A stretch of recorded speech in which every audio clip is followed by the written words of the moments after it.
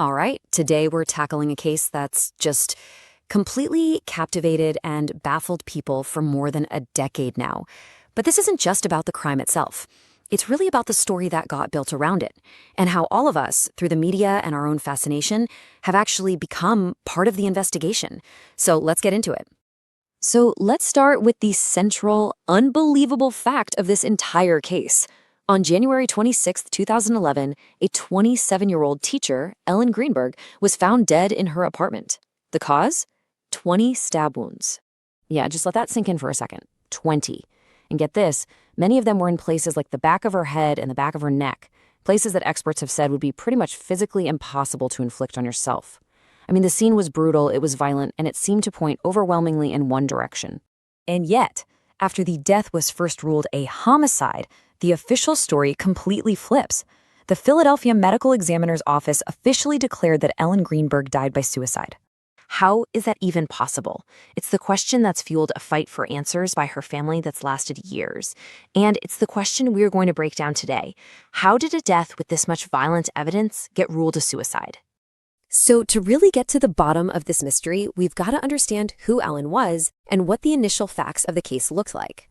So who was Ellen Greenberg? Well, by all accounts, she was this really vibrant person who was planning her future. A dedicated first-grade teacher, she was engaged, with her wedding just a few months away. And while her friends described her as happy, meticulous, super organized, it's also true that in her final weeks, she had started seeing a psychiatrist for some pretty severe anxiety that she linked to stress from her job. Okay, so how on earth did the authorities land on suicide? Well, their entire case was built around a classic detective trope, the locked room mystery. The official story they constructed goes like this. The fiancé comes home from the gym, finds the apartment door is locked from the inside with one of those swing latches. He can't get in, he can't reach her, so after about 30 minutes, he breaks the door down. He finds Ellen on the kitchen floor with a knife in her chest. Now, for investigators, that inside lock was everything. It meant no one else could have been in the room. This one single detail became the cornerstone of the entire suicide ruling, and it basically overpowered all the other physical evidence.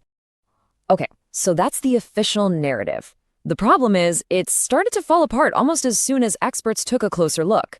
Let's dig into some of the biggest contradictions. Now, get this. This is maybe the most crucial point. The pathologist who actually performed the autopsy, a Dr. Marlon Osborne, he initially agreed with what all the evidence was screaming. His first ruling was homicide, but that ruling didn't stick. In a move that's been at the center of this whole controversy, Dr. Osborne changed the manner of death to suicide, and he reportedly did it right after a meeting with police. And this just shows you the problem perfectly. The official autopsy report mentions 11 bruises, but specifically says there were no injuries to her neck muscles. But then, outside experts hired by the family looked at the exact same autopsy photos and they saw something completely different. A forensic pathologist named Dr. Wayne Ross pointed out clear evidence in her neck muscles consistent with strangulation, and he said the bruises looked like they came from a repeated beating. Then there's this little bombshell. One of the deepest stab wounds was in the back of Ellen's neck.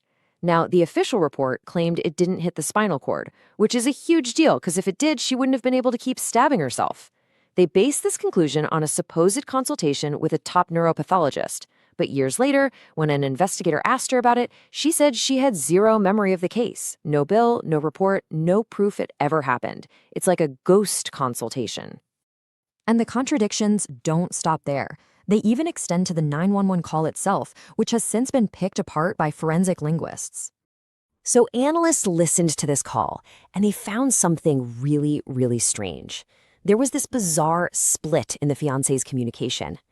When the 911 operator asked for simple facts like the address or Ellen's age, his answers were clear, they were fast, they were complete. But when they asked him to describe what he was actually seeing, like, is she breathing, his answers suddenly became vague, evasive, and really uncertain.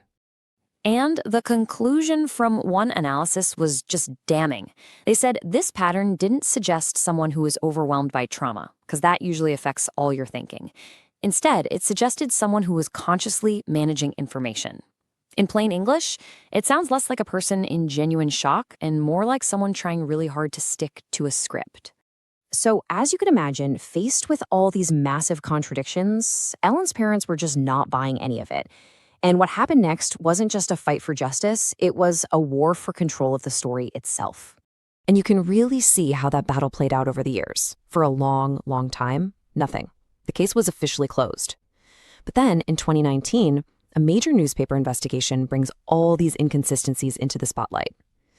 That sparks public outrage, tons of media attention, Ellen's parents sue, the case gets passed around between different agencies, and finally, facing a big civil trial and immense pressure from podcasts and documentaries, the city agrees to take another look. And this is where the story gets bigger than just one case. This is where we all come in. The Ellen Greenberg case is no longer just about what happened on that day in 2011. It's become a textbook example of a modern phenomenon. So why do we care so much about this particular story? Well, for one, it taps into this modern distrust of official narratives. It exposes a systemic failure so deep it almost feels absurd. But even more than that, it shows the incredible power of the media and public engagement to challenge those systems and force them to take a second look. We can call this the crime we create. It's what happens when our collective attention, the articles we share, the podcasts we listen to, our demands for answers, it all becomes this undeniable force in the real-world legal process. The story of what happened to Ellen is now impossible to separate from the story of our reaction to what happened to Ellen. Which leaves us with one last, really crucial question. When the official record is so obviously flawed and the public narrative becomes so powerful, who gets to write the final chapter? Is it the authorities who shut the case down in the first place, or is it the collective voice that demanded it be reopened? That's definitely something to think about.